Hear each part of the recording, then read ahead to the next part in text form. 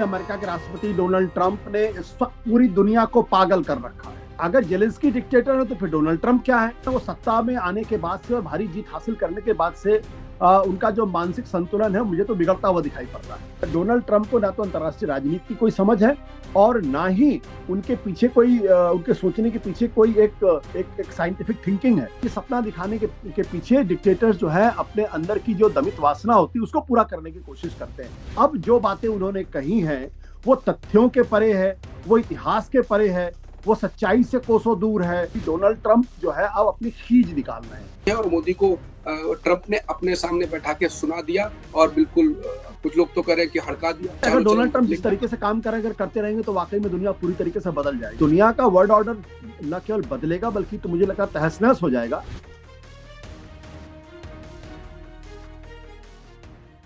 नमस्कार, मैं हूं अंकुर और आप देख रहे हैं सत्य हिंदी का विशेष कार्यक्रम आशुतोष की पैनी नजर। कार्यक्रम में आशुतोष जी खबर लेकर असली खबर बताते हैं। अब बात खबर की करते हैं। ट्रंप हर दिन कुछ ऐसा कर रहे हैं जिससे कोई ना कोई प्रभावित होता है।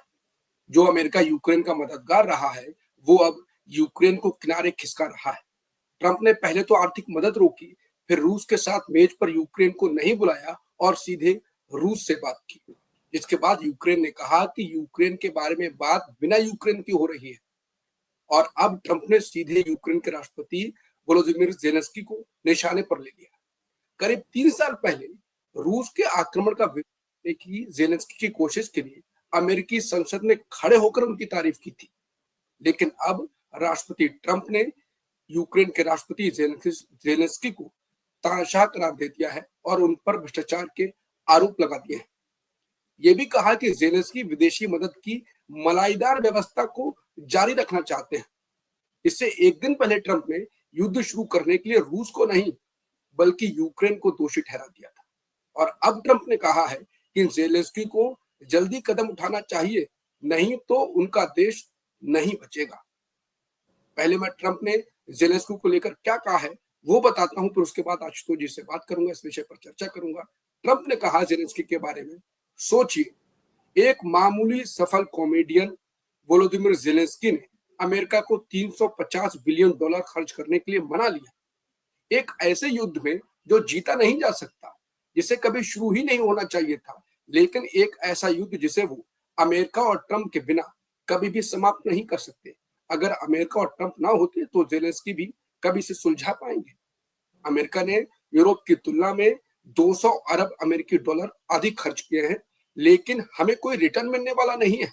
इस दौरान ट्रंप ने जो बाइडेन की आलोचना करते हुए कहा कि वो सोते रहे और उन्होंने यूरोप से पैसों के खर्च को लेकर कोई बराबरी की बात नहीं की।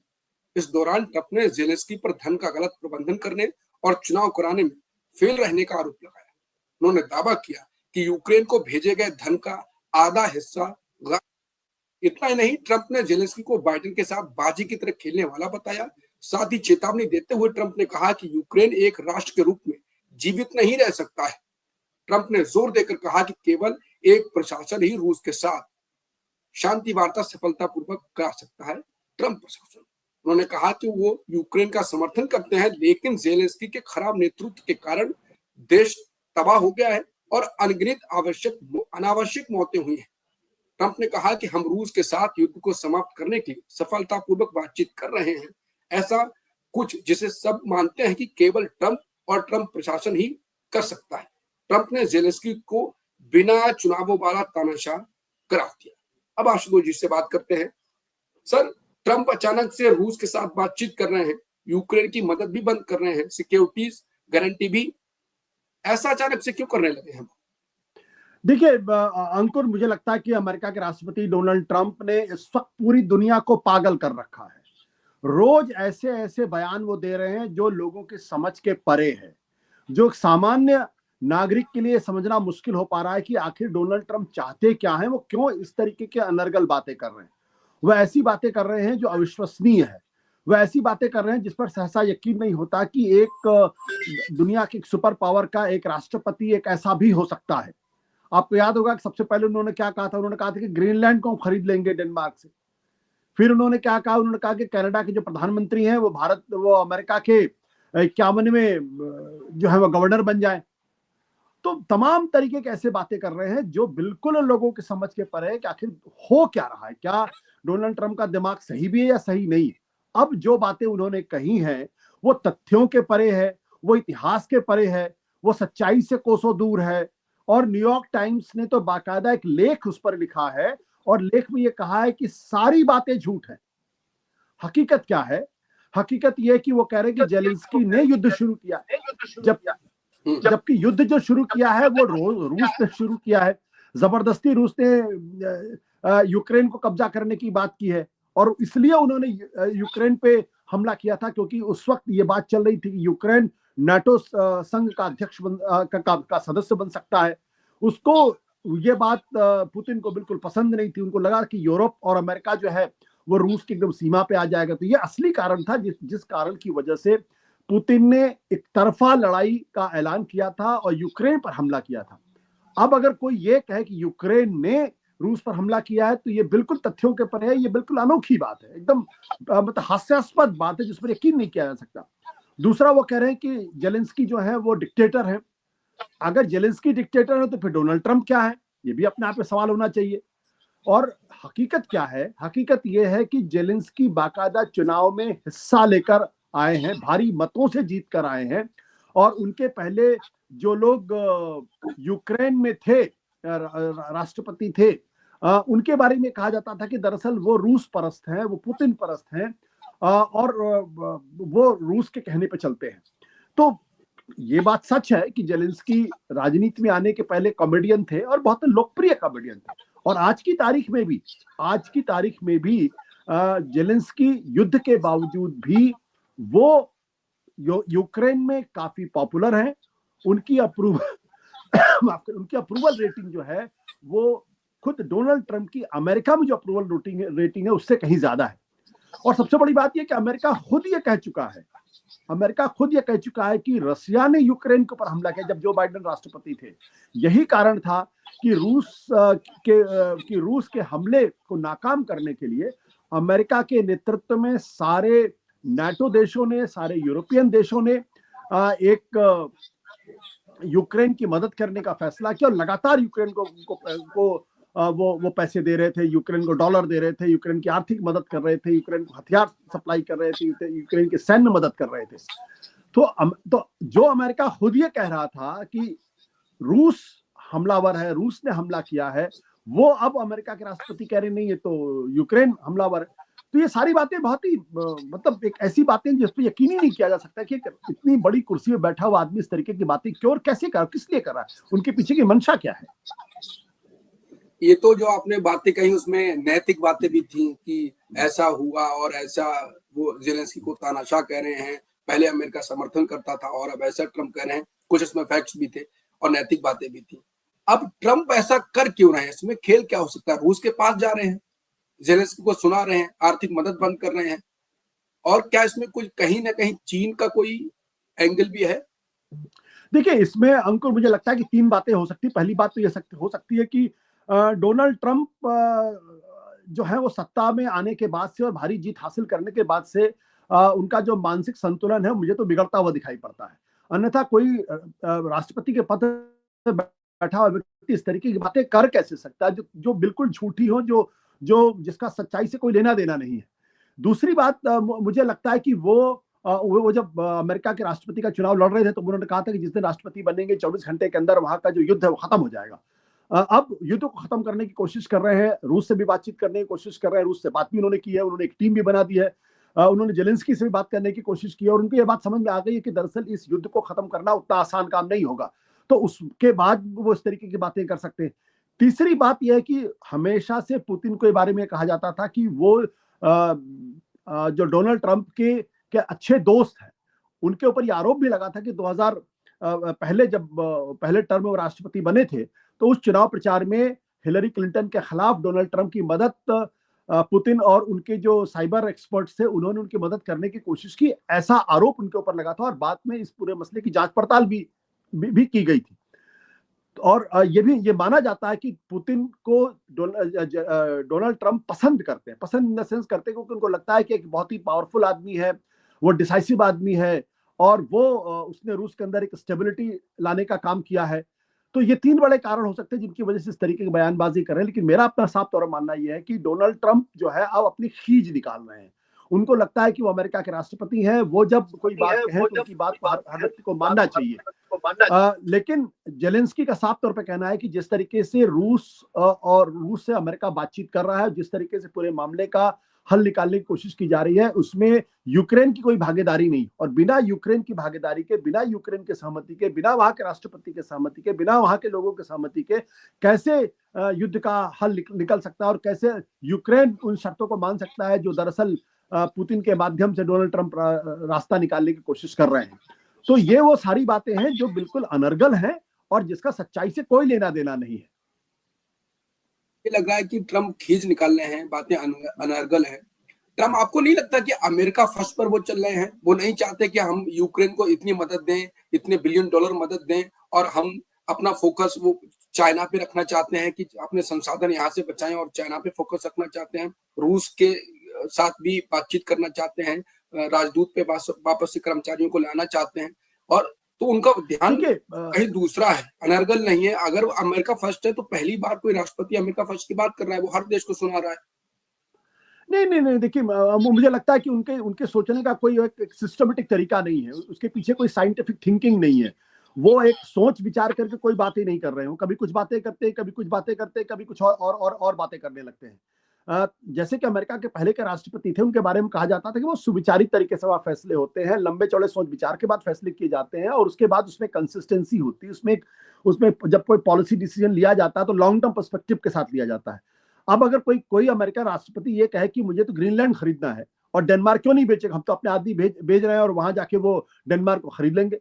कोई आदमी अपने होशाहवास में कैसे कह सकता है कि कनाडा अपने आप में एक सॉवरेन कंट्री है, डेमोक्रेटिक कंट्री है, और बहुत लंबे समय से वो अमेरिका का दोस्त रहा है, कि वहां का जो प्रधानमंत्री है वो दरअसल उसको अमेरिका का गवर्नर होना चाहिए। कोई राष्ट्रपति कैसे अपने होशाहवास में इस तरीके की बात कर सकता है? जो बात सारी दुनिया को मालूम है कि दरअसल रूस ने यूक्रेन के ऊपर हमला किया था, और रूस जो है वो जबरदस्ती यूक्रेन को पर कब्जा करना चाहता है। उसके पहले उसने क्रीमिया पे कब्जा कर लिया था। तो इसमें कोई बात समझ में लोगों को नहीं आ रही कि आखिर ऐसा क्यों हो रहा। सिवाय एक ही बात कही जा रही है कि दरअसल डोनाल्ड ट्रंप को ना तो अंतर्राष्ट्रीय राजनीति की कोई समझ है, और ना ही उनके पीछे उनके सोचने के पीछे कोई एक साइंटिफिक थिंकिंग है, या कोई जिसे कहते हैं देयर इज अ मेथड, कि उनके सोचने में, उनके पागलपन में भी कोई एक विचार है। ऐसा दिखाई नहीं पड़ता लोगों को, इसीलिए लोग बड़े परेशान हैं। अमेरिका के अंदर अचानक उन्होंने कह दिया कि जितने फेडरल एजेंसीज हैं, और उन्होंने ऑर्डर निकाल दिया कि सारी फेडरल एजेंसीज जो है वो राष्ट्रपति के इशारे पे चलेंगी। अब वहां के लोग परेशान है कि भाई अगर इस तरीके की बात कोई आदमी करेगा, कोई राष्ट्रपति करेगा, तो फिर अमेरिका का क्या होगा? अमेरिका तो चेक एंड बैलेंस पे काम करता है। अमेरिका के राष्ट्रपति को दुनिया में बहुत ताकतवर माना जाता है, लेकिन हकीकत में अमेरिका के राष्ट्रपति को अमेरिका के अंदर उतना पावरफुल नहीं माना जाता। वहां अमेरिका का राष्ट्रपति अगर कोई चीज चाहे भी, किसी व्यक्ति को या किसी आदमी को अपना मिनिस्टर बनाना चाहे, तो उसके लिए भी उसको सेनेट के सामने हियरिंग होती है, और सेनेट उसकी बाकायदा उसकी पड़ताल की जाती है, और उस हियरिंग में अगर पास होते हैं, सेनेट चाहे या कांग्रेस चाहे, तो उसको रिजेक्ट भी कर सकती है। तो ऐसा नहीं कि अमेरिका के राष्ट्रपति जो चाहे सो कर सकता। उन्होंने अचानक फैसला कर दिया कि बहुत सारी एजेंसीज को जो फंड दिए जाते हैं तो फंड कैंसिल कर दिए जाएंगे। उन्होंने ये भी अचानक फैसला कर दिया एलोन मस्क के माध्यम से कि बहुत सारे ऐसे लोग हैं जो ब्यूरोक्रेसी में काम कर रहे हैं, और ये सारे लोग जो है इन पर खामखा पैसा बर्बाद हो रहा है, ये किसी काम के नहीं है, तो उनको हटा दो। इस तरीके कई 2 लाख लोगों को हटाने की बात की जा रही है। तो इन सब चीजों के पीछे कोई सोच दिखाई नहीं पड़ती लोगों को, इसीलिए लोग परेशान हैं। और अभी 2-3 दिन पहले की बात है, उन्होंने सोशल मीडिया पे अपने बारे में कह दिया कि एक तरीके से जिसका अर्थ ये निकाला जा रहा है कि आई एम द किंग, कि मैं राजा हूं। और फिर उन्होंने ये कहा कि अगर कोई आदमी जो देश के बारे में सोच रहा है, जो तो दरअसल और जो देशभक्त है, वो किसी कानून का उल्लंघन नहीं करता। यानी उनके कहने का मतलब ये कि मैं जो कुछ भी कर रहा हूं मुझे करने दिया जाए, और ये ना समझा जाए कि मैं किसी कानून का उल्लंघन कर रहा हूं। तो ये सारी बातें ऐसी हो रही है जिससे पूरी दुनिया भौचक्की है। जब आए थे तब वो उनका कहना था कि दुनिया के अंदर इस वक्त चीन जो है वो या भारत जैसे देश जो है वो इस तरीके का टैरिफ किए जिसकी वजह से अमेरिका को नुकसान हो रहा है। ये बात समझ में आ सकती है कि अमेरिका को नुकसान हो रहा है, ये बात समझ में आ सकती है, लेकिन हकीकत ये है कि आप उससे निपटेंगे कैसे? क्या उससे निपटने का तरीका ये है कि आप अनाप शनाप टैरिफ लगा दे, एक्सपोर्ट इंपोर्ट पर टैरिफ लगा दे, आप दूसरे देशों को धमकाने का काम करें, हड़काने का काम करें। अभी एलन मस्क ने कहा कि भारत के अंदर वो टेस्ला का प्रोडक्शन शुरू करना चाहते हैं। और जब फॉक्स न्यूज के सामने एलन मस्क और डोनाल्ड ट्रंप दोनों साथ बैठे हुए थे, इंटरव्यू दे रहे थे, तो उस वक्त डोनाल्ड ट्रंप ने साफ कह दिया कि भाई जो टेस्ला के बारे में जो बात कह रहे हैं, भारत के अंदर जो कंपनी लगेगी, फैक्ट्री का प्रोडक्शन होगा, ये बात तो अमेरिका के हित में नहीं है। अब ये सारी बातें जो है वो अमेरिका में पहले कभी हुई नहीं है, इसलिए लोग बहुत ज्यादा परेशान है। उनको समझ में नहीं आ रहा कौन आदमी है जो चुना तो राष्ट्रपति गया है, लेकिन वो अपने आप को राजा सम्राट समझ रहा है, वो कोई मिडिवल एज में जाके रह रहा है। करें कि ट्रंप के फैसले से, ट्रंप के आदेशों से दुनिया बहुत चक्की है। आपको नहीं लगता कि उन्होंने जो कहा मेक अमेरिका ग्रेट अगेन, उनका जो वोटर है वो तो खुश हो रहा होगा? के लिए भी तो ये किया जा रहा है। देखिए, इसमें कोई दो राय नहीं कि ट्रंप अमेरिका के अंदर बहुत लोकप्रिय है, बहुत ज्यादा लोकप्रिय है, और बहुत रिकॉर्ड मार्जिन से वो जीत कर भी इस बार आए हैं। लेकिन वो कमला हैरिस के सामने जीत कर आए हैं, और उनका रिकॉर्ड ये भी है कि 2 बार महिला उम्मीदवार उनके सामने थी, राष्ट्रपति हिलरी क्लिंटन, उनके खिलाफ वो जीत कर आए हैं। कमला हैरिस महिला उम्मीदवार थी, उनके खिलाफ जीत कर आए। जब पुरुष उम्मीदवार था जो बाइडेन उनके सामने थे, तो पहले टर्म के बाद चुनाव हार गए थे।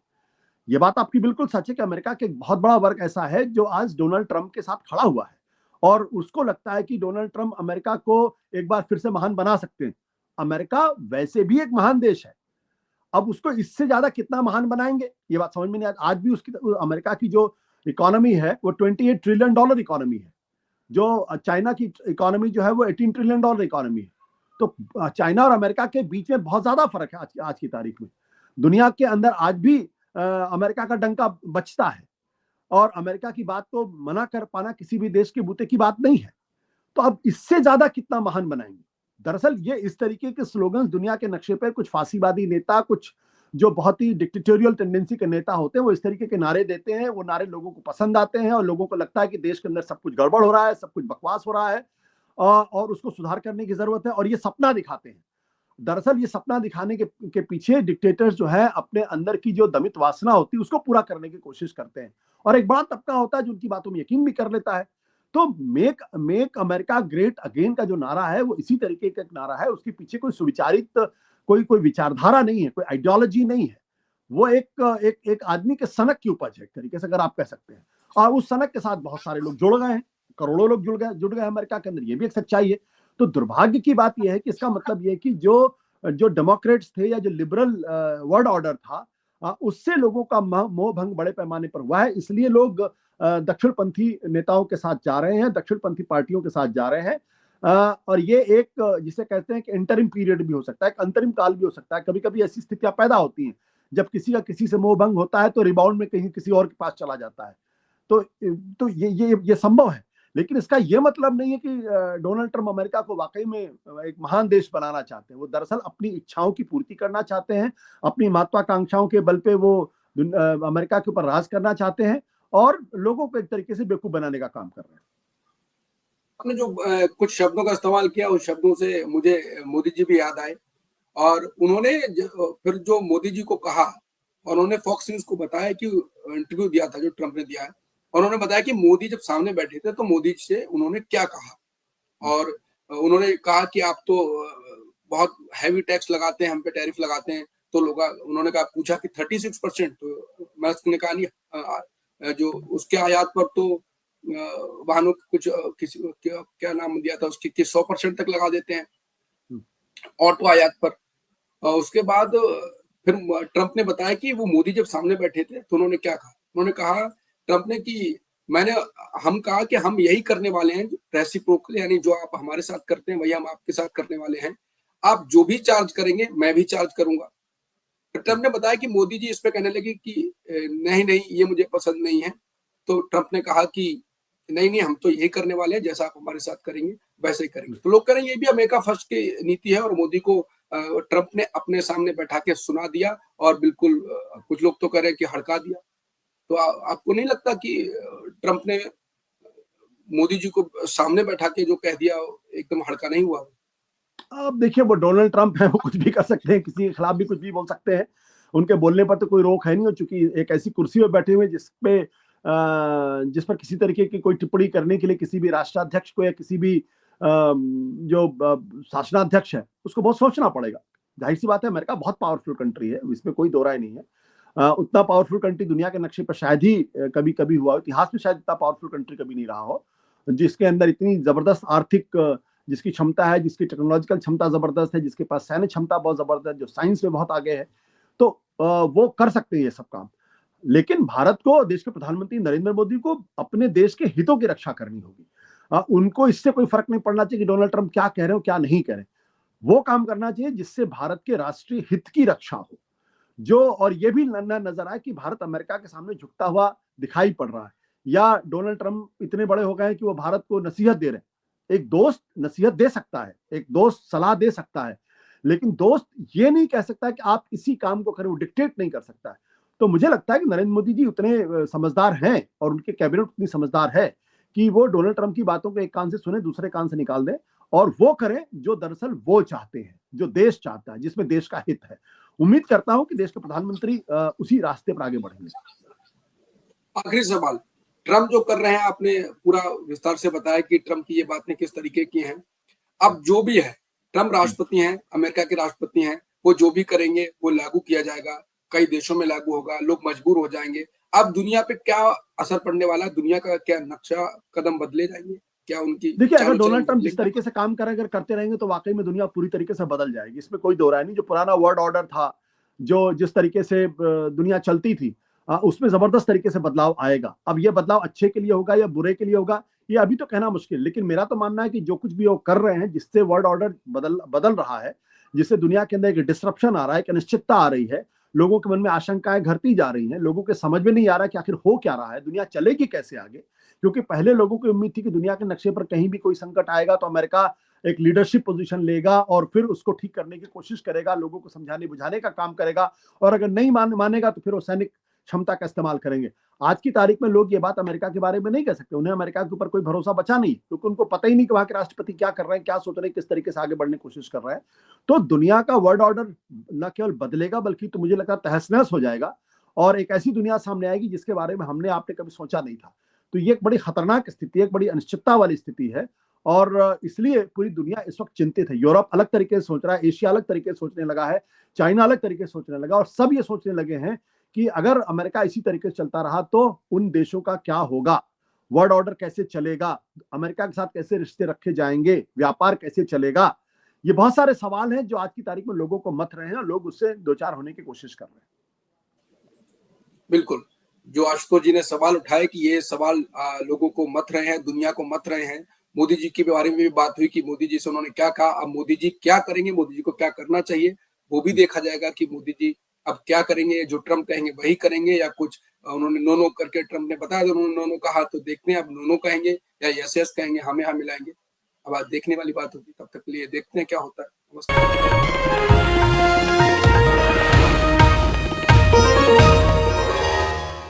Copyright disclaimer under Section 107 of the Copyright Act 1976. Allowance is made for fair use for purposes such as criticism, comment, news reporting, scholarship, and research. Fair use is a use permitted by copyright statute that might otherwise be infringing.